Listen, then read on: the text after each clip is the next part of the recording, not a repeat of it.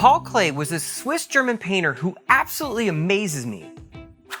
Klee's parents were both musicians, so creativity certainly ran in the family. Klee took up the violin and was so good by age 11 that he was asked to play with the Bern Music Association. But once Klee reached his teenage years, the typical rebellious side settled in and he moved away from music towards painting. After receiving a fine arts degree in Munich, he got married and had a son.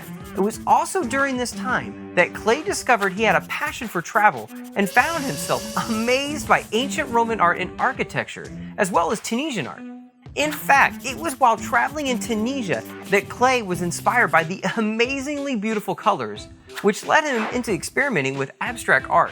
Check out this quote from Klee. "Color has taken possession of me. No longer do I have to chase after it. I know that it has a hold of me forever. Color and I are one. I am a painter." This inspiration seems to have found its way into nearly all of his work, including this piece, Red and White Domes.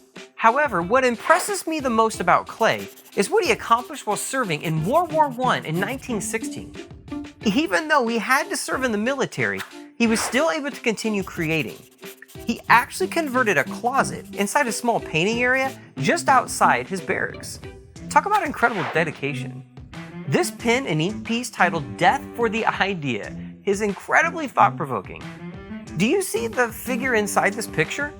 Yeah, he is laying down while covered in different types of lines. In the background, you see how these lines slowly progress from abstract shapes then into what appears to be a city. I think Klee was maybe asking what the real cost of war was and what he thought countries were actually gaining from it.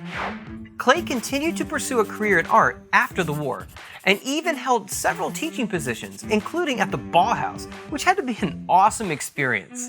Just to let you know, the Bauhaus was an art school in Germany that was focused on design.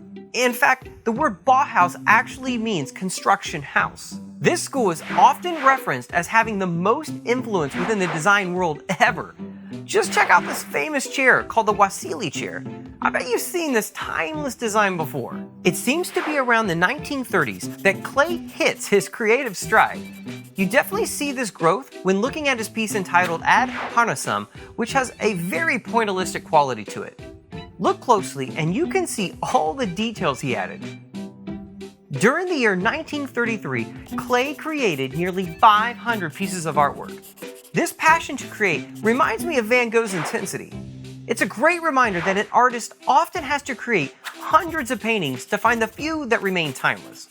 As I often say, we only see about 10% of the work an artist creates, but it took the other 90% to get there.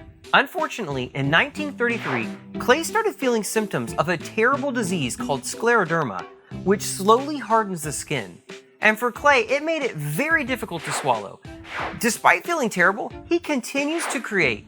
His condition continued to get worse until his death in 1940 at the young age of 60.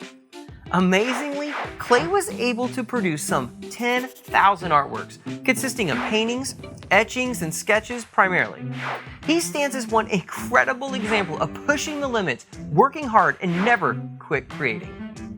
I want to leave you with my favorite Klee quote: "A line is a dot that went for a walk." Until next time, be outrageous.